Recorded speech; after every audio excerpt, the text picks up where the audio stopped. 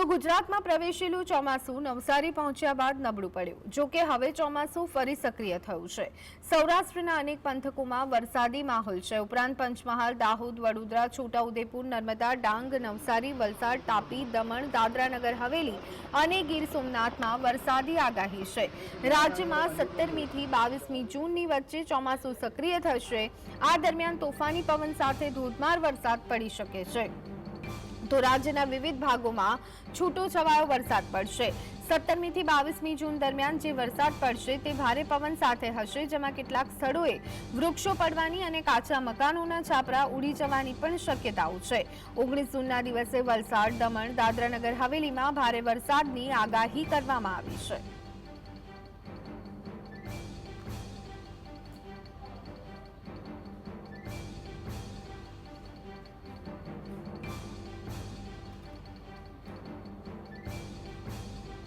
Day 1 के लिए जो है अगले 24 घंटों के लिए जो है सौराष्ट्र कच्छ के जो है कुछ हिस्सों में जो है heavy rainfall at isolated places के लिए हैवी रेनफॉल वार्निंग दी गई है, जिसमें द्वारका और पोरबंदर डिस्ट्रिक्ट शामिल है, जहां चांसेस हैं हैवी रेनफॉल की अगले 24 घंटों में। साथ ही बात करें जनरल रेनफॉल की, उसमें जो है साउथ गुजरात के जो है अगले 7 दिनों तक सारे ही डिस्ट्रिक्ट्स में जो है हमें रेनफॉल देखने को मिलेगा।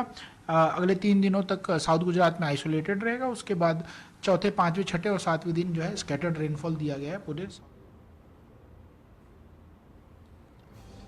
તો 19 જૂન અને બુધવારના રોજ પણ વરસાદની આગાહી વ્યક્ત કરવામાં આવી છે। તો આ સાથે રાજ્યમાં આગામી 4 થી 5 દિવસ વરસાદી માહોલ જોવા મળી શકે છે। કચ્છની વાત કરવામાં આવે તો કચ્છમાં પણ આગામી દિવસોમાં વરસાદની આગાહી હવામાન વિભાગ તરફ કરવામાં આવી છે।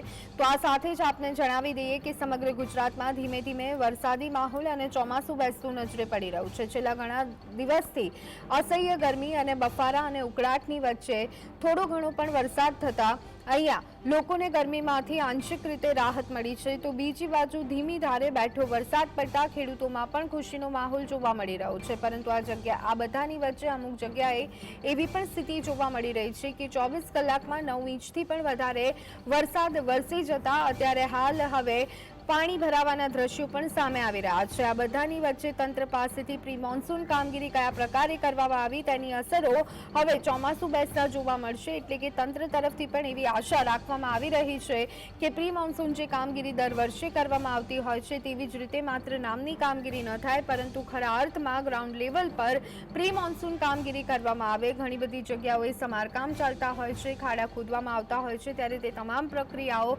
વિધિવત રીતે ચોમાસું બેસે તે પહેલા પૂર્ણ થાય તેવી આશા લોકો રાખી રહ્યા છે। તો આ સંદર્ભે વધુ અપડેટ મેળવી લઈએ। અમારા સંવાદદાતા કામેશ અમારી સાથે જોડાઈ ગયા છે।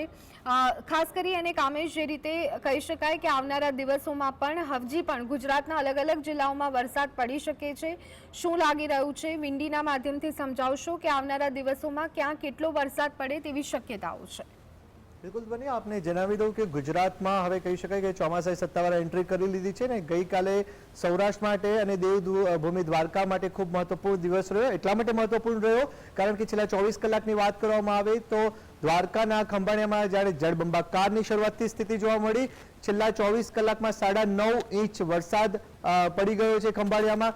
માત્ર ખંભાળિયા જ નહીં પરંતુ આજુબાજુના જેટલા પણ તાલુકાઓ છે ત્યાં પણ મેઘમહેર જોવા મળી। સારામાં સારો વરસાદ તો નીચાણવાળા વિસ્તારોમાં પાણી ભરાયા હોવાની વાત પણ સામે આવી રહી છે ને જેને લઈને વહીવટી પ્રશાસન દ્વારા પણ કામગીરી કરવામાં આવી રહી છે। આ સાથે જ હવેની જો વાત કરવામાં આવે, આજના દિવસની વાત કરવામાં આવે તો આજે સૌરાષ્ટ્રમાં વહેલી સવારથી જ સૌરાષ્ટ્ર અને કચ્છમાં પણ વરસાદી માહોલ જોવા મળી રહ્યો છે।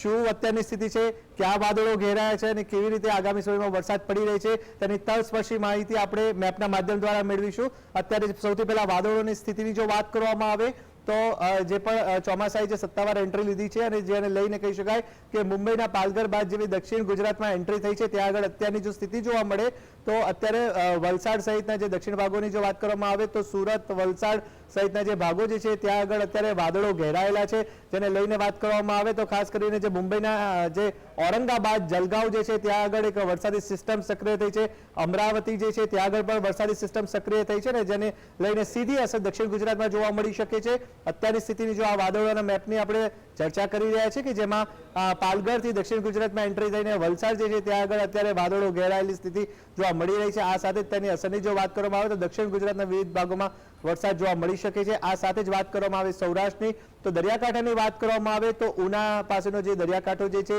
ગીર સોમનાથનો દરિયાકાંઠો છે ત્યાં આગળ પણ અત્યારે વાદળો ગતિમાન થયા છે અને આ સાથે જ કહી શકાય કે દ્વારકાની વાત કરવામાં આવે ગઈકાલે 9.5 ઇંચ વરસાદ પડી ગયો. શરૂઆતથી જ મેઘરાજાની ધમાકેદાર બેટિંગ જોવા મળી રહી છે ત્યારે દ્વારકામાં આજે પણ વરસાદી સિસ્ટમ અત્યારે સક્રિય હોવાની વાત સામે આવી રહી છે. આખો જે પટ્ટો જોવા મળી રહ્યો છે આ આખો જે પટ્ટો જે છે તેમાં અત્યારે વાદળો ખૂબ ઘેરાયેલા છે એટલે આગામી સમયમાં વરસાદ પડે તેવી પૂરેપૂરી સંભાવના વ્યક્ત કરવામાં આવી છે. આ સાથે જ આપણે વધુ વિગતો અત્યારે ચેક કરી કે અત્યારે જે સિસ્ટમ સક્રિય થઈ છે જેને લઈને મુંબઈની જો વાત કરવામાં આવે તો મુંબઈમાં અત્યારે ભારે વરસાદનું એલર્ટ જાહેર કરી દેવામાં આવ્યું છે.